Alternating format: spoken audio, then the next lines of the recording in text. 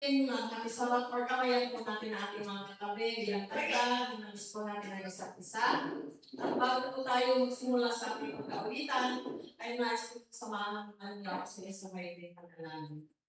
Ang langit ba na ang tahanan sa kaitaas ng mga langit, sa mga oras na to, Panginoon kayo po ay gusto papasalamat na iyong inihagig lahat ng ligtas sa iyong mananatahanan, Panginoon, sa aming pag-awitan, pagtuloy samba sa iba't ibang pangalan ng sinanggugin, ang iba ng inosensya, naway mamunahan po kami sa pag-awitan ito. Maraming salamat, Panginoon. Ito po aming nalangin sa kanan ni Jesus.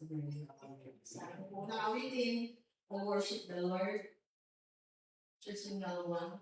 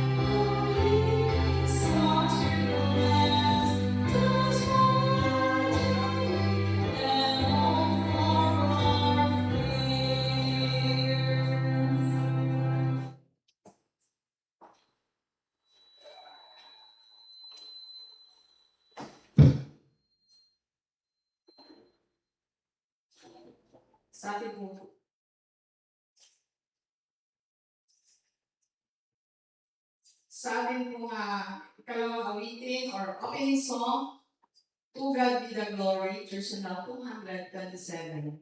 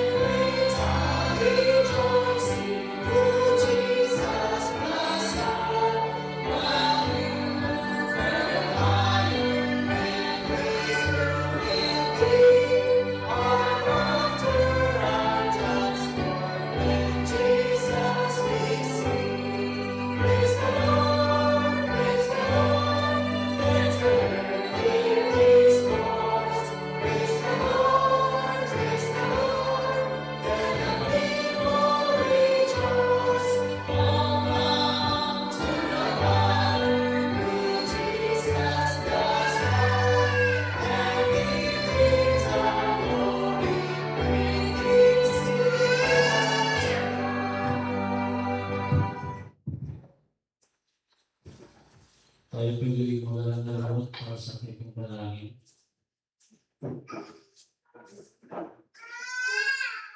Pagdakilan ko para ng Diyos sa gabi ito, Panginoon, kaya pwede ko pasalamat sa inyo sabagat sa nakalipas na buong sa linggo ay patuloy po kami pinabayaan.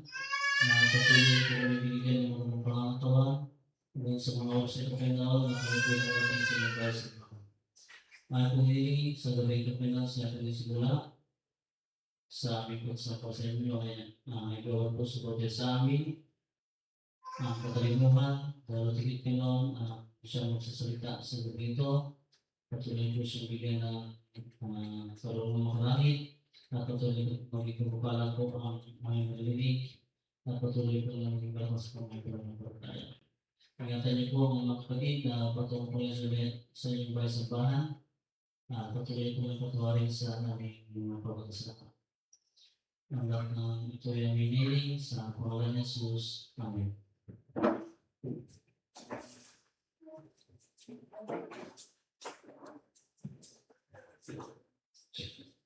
Sa maupalang araw po ng Sabat sa ating lahat. Happy Sabat!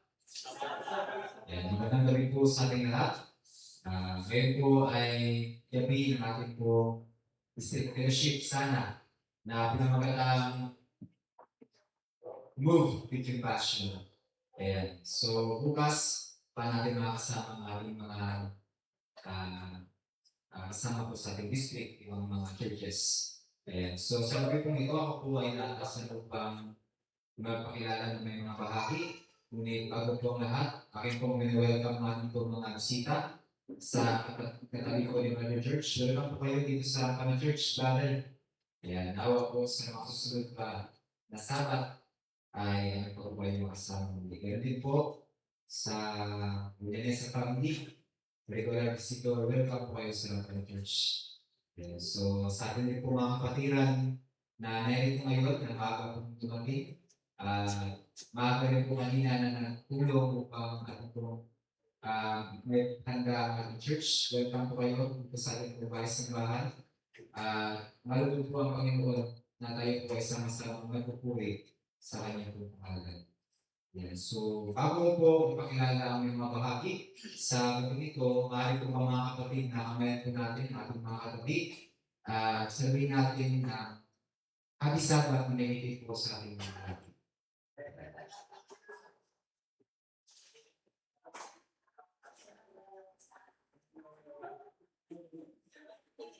Thank you po. Tunay po na ibuti ng Panginoon sa gabi nito. Dahil pinalat po tayo na makapagsamba pang-muli dito po sa bahay sa Pana Church. Ngayon po, tayo po ay pinumunahan ng pag-awitan ni Sister Elma Nago. At sinundan naman po ito ng pamumad na panalangin ni Brother Jimmy Salazar Jr. Ang inyong lingkod, Brother Alvin Mascarlo. At pagkatapos po tayo po ay makarinig ng dalawang mensahe. Una po ay mensahe ng awit na inihandog sa atin ni Brother George Nito.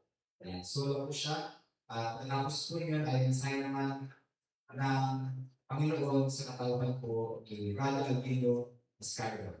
And then closing song and closing prayer po ng ating speaker. Atin na po sunod, special song ni Brother George Nito.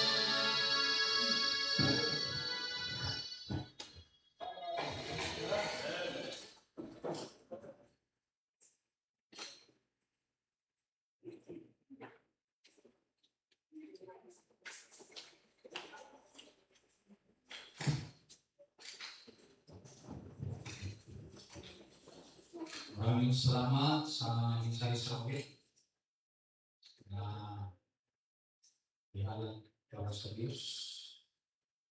Pagintog tayo. Sinong hindi na naintindi sa awit ni Brother Chris? Taas ang kamay. Feel talaga. Taga saan ang promise mo, sister? Namo? Kami din si Sister Grace sa Kuya. Yun. Isa pa ang hindi nakaintindi. Wala na. Dalawa lang. At magandang gabi mga kapatid. Magandang gabi po. Happy Sabbath. Yes. Salamat sa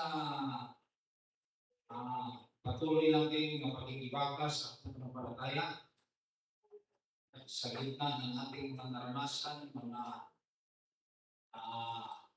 kahipos. Sa Tagalog yung sister namo, ang kahipos sa ating pagtatampo. Sa ating pagtatampo, mga hindi magandang mga narinig ng mga salita at yung mga paningin na hindi mabuti sa paningin ng iba at yung mga pagdinig na hindi tama ang mga pagdinig at ang pag-intindi na hindi rin naiintindihan ng tama na parang wala lang sa nagsalita pero sa pagdinig natin ay masama. Tama ba mga kapatid? Parang mahina ang nila. So ang awit, Sister Grace at Sister Namo, maganda ito. Ang awit na yan. Asa na ang pagtuo mo? Sana ang pananampalataya mo? At ang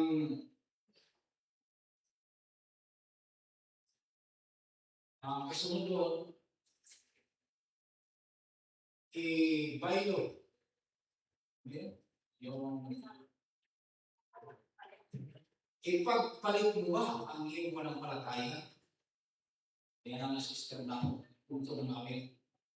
Ipagpalit mo ba yung pananampalataya mo sa mga nakita mo sa sanlibutan? Yan ang tanong, parang tanong ba? Asa na ang pagtuo? Bukas na.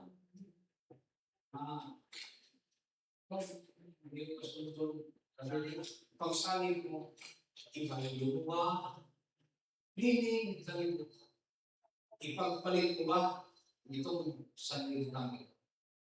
Alam mo si Brother Sandra, kasama namin yan sa grupo ng noon sa Ikumil. Ang nag-umpisa sa Ikumil ng grupo muna ng manahon. ay umpisa sa quartet din. Hanggang sa naging 8 kami, double quartet, hanggang nag-aabot ng 12. At tayo sana ay naging 14 na sana kami.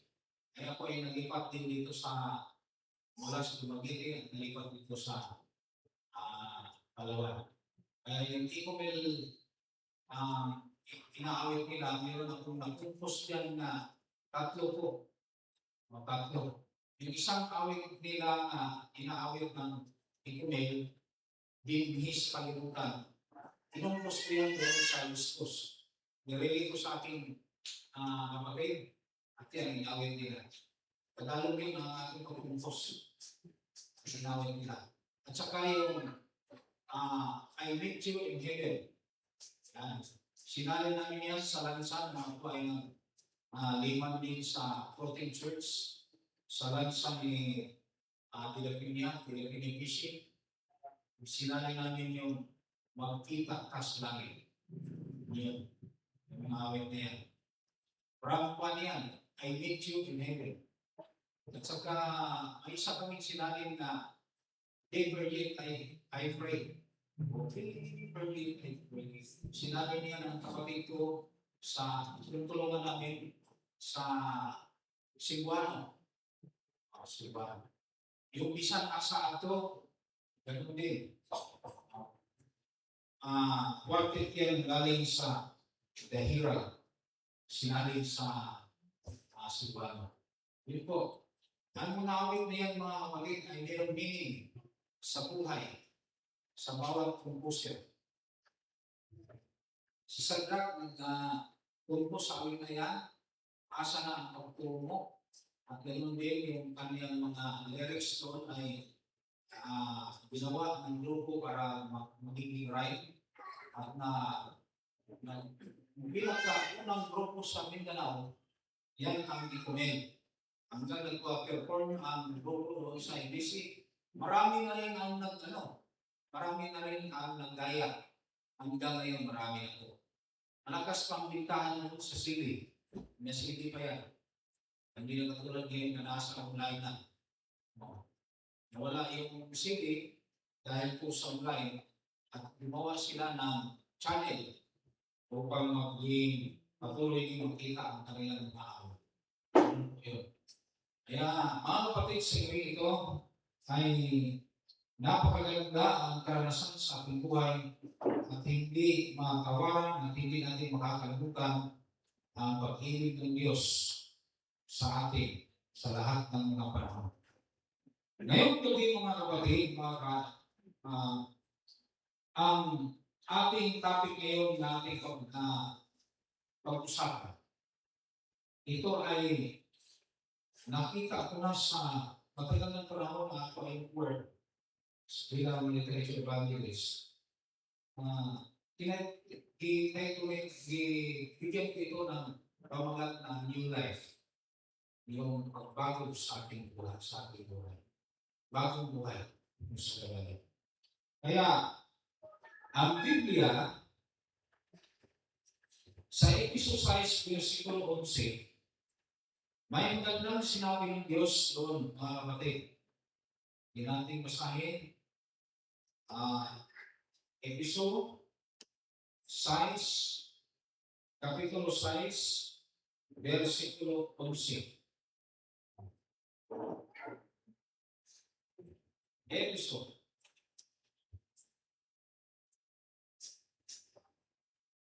Okay, sahin natin. Episode 6, versikulo 11. Kung nakita na ninyo dyan sa inyong Bible Simple, hindi nyo basahin. Wala kang Bible na dala. Basahin natin ang araw natin. Magbihis kayo sa buong kagayahan ng Diyos upang kayo'y magsitibay laban sa mga lalang ng diablo. Tayo na lang yung maratay. Aming mga Diyos, salamat po sa inyong mga salita. Salamat sa inyong mensahe. Inasahan namin ito ay makikilig sa inyong puso-isipan. Lalo namin patibayin ang aming pagpapatayan hanggang ito pinarating. Ang gabi, ang Panginoon namin na ibuksan ang aming puso at isipan upang mananaman namin ang lahat ng inyong sasabihin at mga wika ng liberal sa iba. Salamat po sa inyong pagiging sintayin at bilang ng lahat sa Panginoon Jesus. Ang sabi ni Apostol, mga kapatid, ang pagbago sa ating buhay ay sabi niya, managbihis kayo. Managbihis kayo ng buong kagayakan ng Diyos upang kayo'y masipagtibay laban sa mga lalang ng Diablo.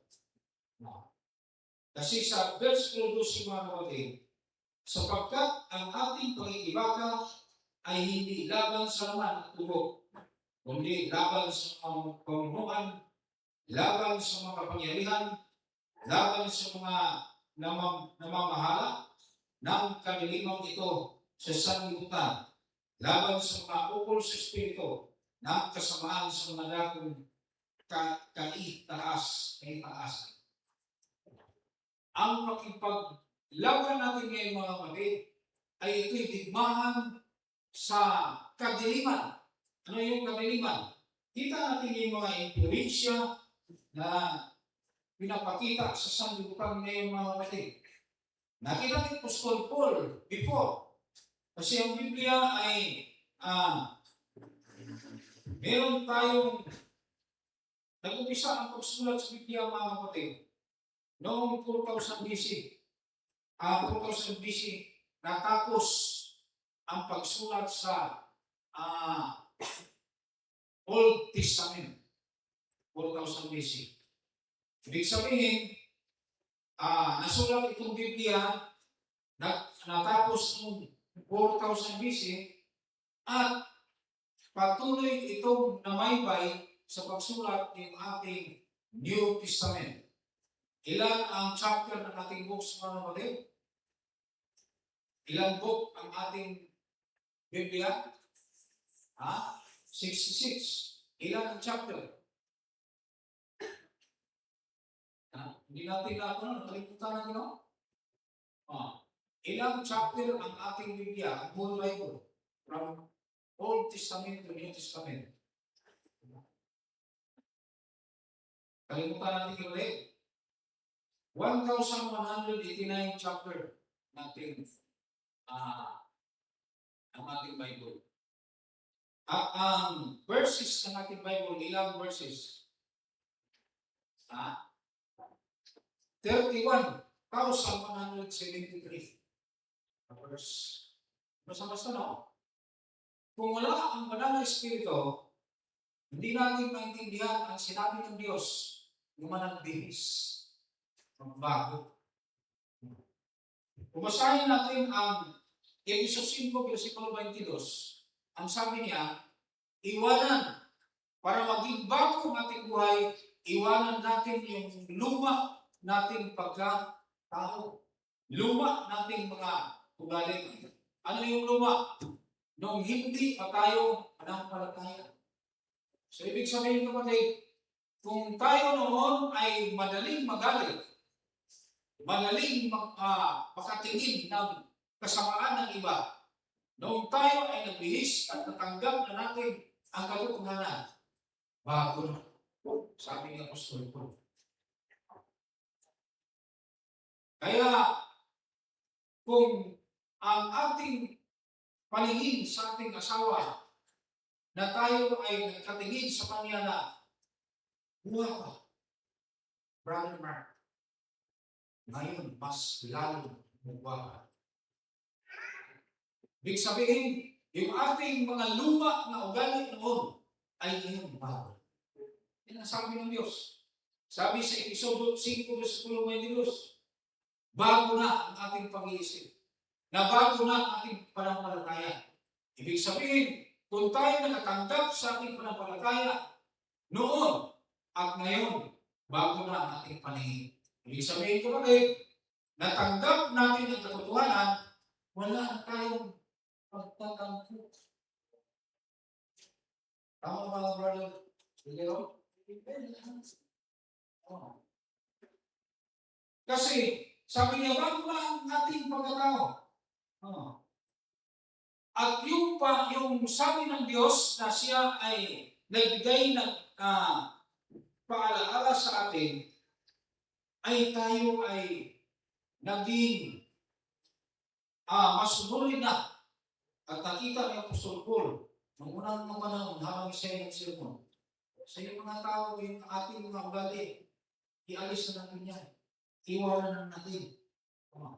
Sabi ng Efeso 4, versikulo 26, magalit lang tayo. Yung ating pagkamagalitin, no?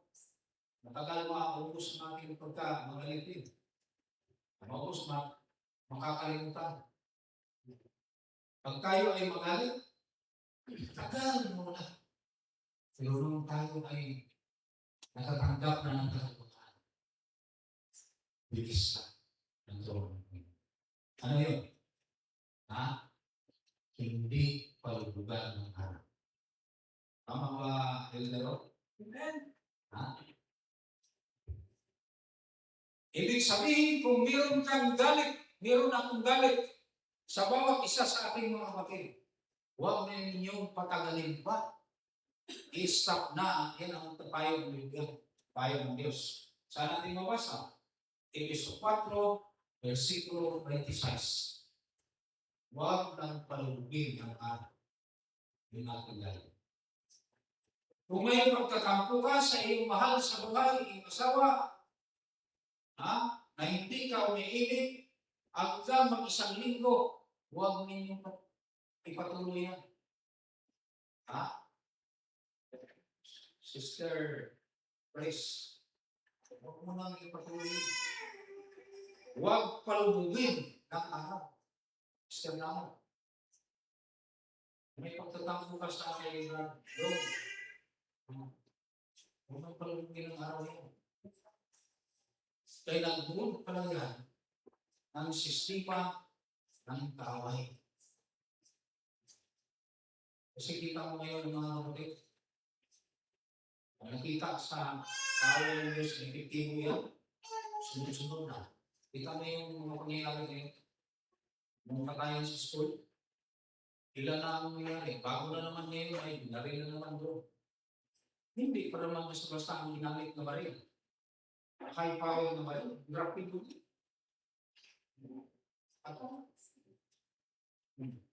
Saan yan nag-upisa? Noong narinig ng kaaway ng Diyos na ito'y effective para ito ay kumalat at magkaroon ng impluensya, tuloy-tuloy na yan kapatid.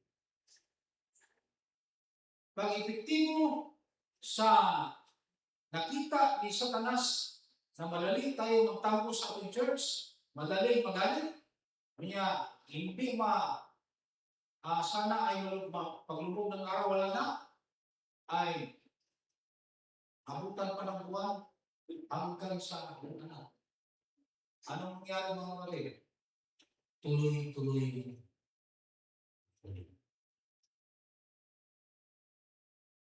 Sino kaya ang makagawa ng ganito kapatid? Ano kaya? Anong solusyon ito? Ang solusyon ito, sabi ng Diyos, ito ay bisan. Unang bisan natin, di natin pag-iisip. Kasi ang pag-iisip, ito ang nagbigay ng negative sa ating nasa unahan, sa ating mga kapwa, sa ating mga kapatid, sa mga anak, natin pag-iisip. Kasi ang pag-iisip mga kapatid, ito ang pinaka-delikadong parte ng katawan ng tao na ito'y unang sirain ayon sa sulat ni Sister Ilmay. Itong puntalog natin. Bakit po? Kasi ito ang markahan ng Diyos. Ito ang markahan. Hindi natin pag-iisip. Kaya sabi ni Apostol Paul, bisan. Magbis kayo ang inyong pag-iisip. Linisin ang pag-iisip. Bakit palinisin mga kapatid? Dahil ito ang markahan ng Diyos. Balikin ko kapatid sa experience ko nung ako sa Lansang Pao. natanggal ang mga tulis dahil hilang kami sa chimlak. Sinichimlak yung mga lambat sa barko upang huli ng isda. Ang aking akong long sleeve, yung gamit ng Panginoon itim, may butulis. Sabit bitaw dito sa sa lambat. Tanggal ang butulis. Ito pa naman yung pinagkusugan kong jacket. Panangga ng init. Hinahanap ko ang mga butulis. Ilagay ko dito sa bulsa.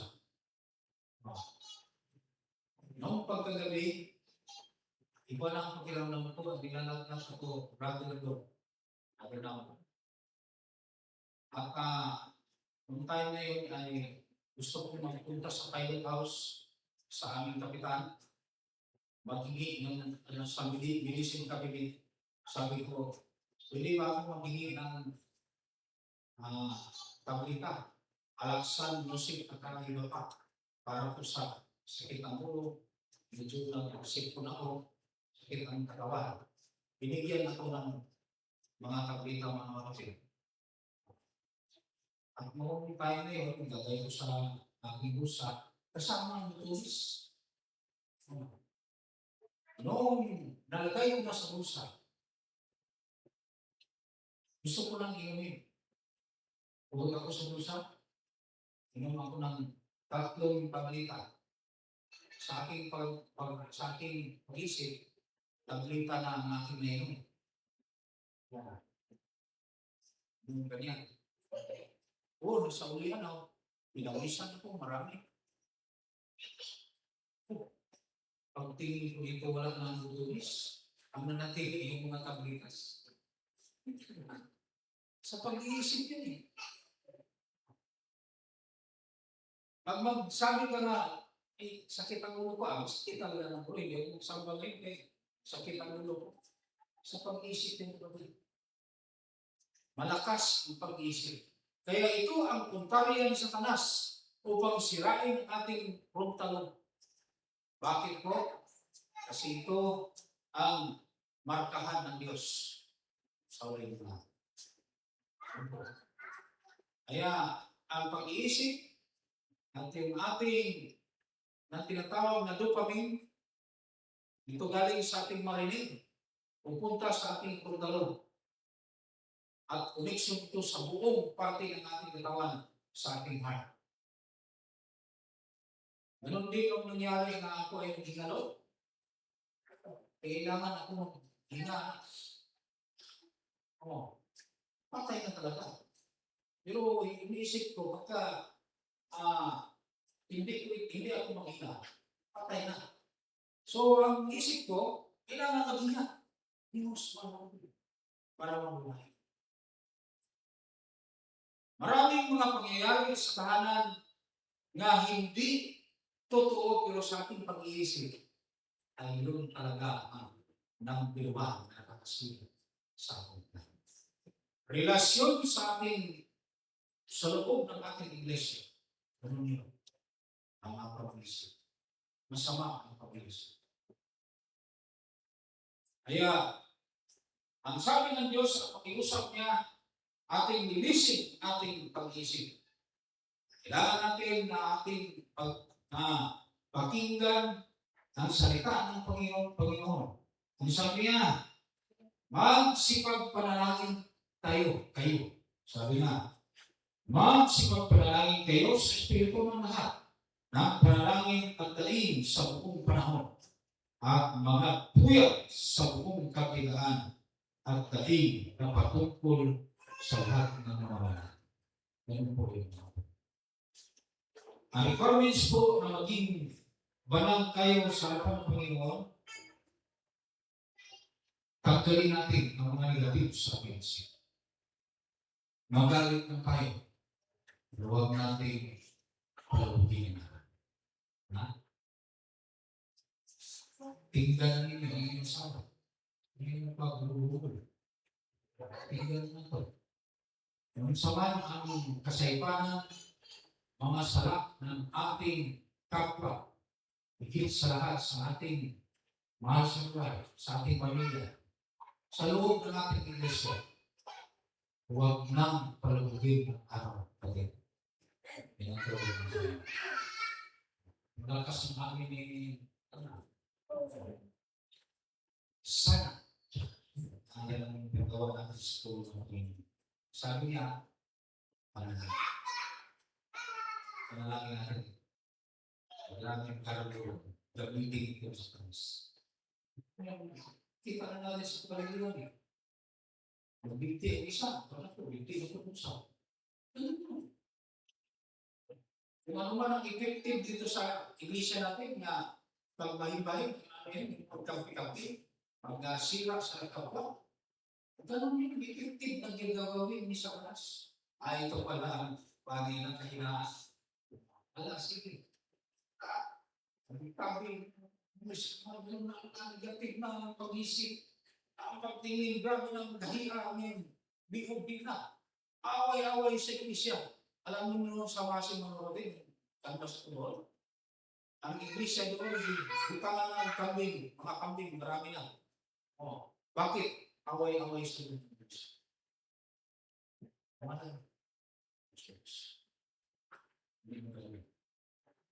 Kung saan pa, sa awit pa ni Sadra, paghari-hari sa loob ng iglesia. Yun talaga mga natin palugugin ng araw ng aking galing. Yan ang number 1. Pangalawa, ang number 1 pala, inisin natin isin. Yung mga negative, mga lain. At maging titingnan natin ang Diyos. At yung ating mga ugali ng unang mga panahon, niyalis na, iwan na. Iwanan natin at ang Episod 5, versikulo 16, ang sabi niya, samantalahin natin ang panahon ito. Bakit po? Kasi ang panahon ay masama na. Masama na ito, bakit panahon na yun? Kaunting diferensya lang, galit na. Kaunting diferensya lang, hindi na magsamba. Hindi lang yung mga bagong guys na mga kung ano na nangyari sa kanila ngayon. Sana. Kaunting diferensya lang. Sana. Yung awit kanina ni Brother George. Asa na ang saan mo, nagkamiyak ka mo. Sana raw ang iyong pakipagtipan sa Diyos na tayo ay doon sa Diyos. Itabi mo ba sa sanlibutan at ibigay sa Satanas sa sanlibutan ito na. Kaya sabi dito, new life, bagong buhay na. Tayo ay maging patuloy na maging manampalataya hanggang may panahon. At ang Diyos nakita sa ating mundo, kita niya ay ating posisyon. Yan ang tinig ng Diyos, yung ating individual ng yan.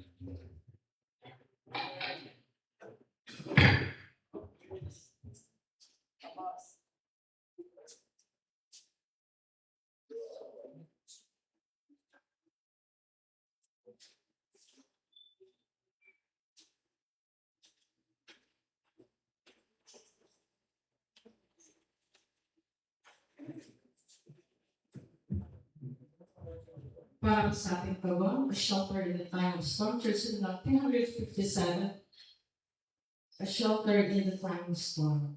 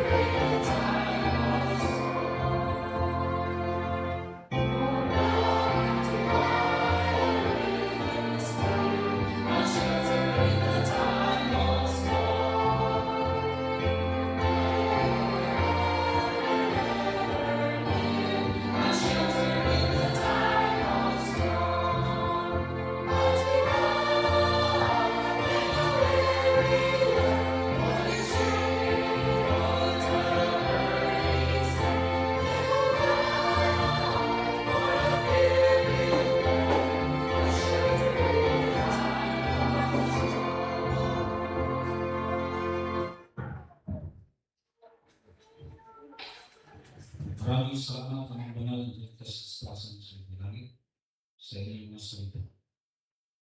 Na ito'y balik-balik mo sa pagkakala sa amin. Dahil kami ay may ugali ng madaling magalit, madaling magtampo, at hindi namin makakalimutan na kung ito ay patuloy ang aming mga baling ito, ay hindi kami mapipil sa aming pagpapatayan ng kapatan. Ang sabi mo ay bisa namin ang aming kapatan. Inisan ang aming pag-isa. Hindi namin ito magawa kung ikaw ay wala sa amin. Kaya kami po ay mag-usap sa inyo, tulungan namin upang mabago na ang aming buhay. Hindi dapat kami magpapila sa inyo. Salamat po na uwi kami ngayon sa aming tahanan, ligtas at matulog ng ayos. Pagdagising sa umaga ay kami magpapalipin sa inyo. Salamat sa inyong pagdinig sa aming dahin. Tinapin namin ang lahat ng aming hiling sa pangalan ng Jesus.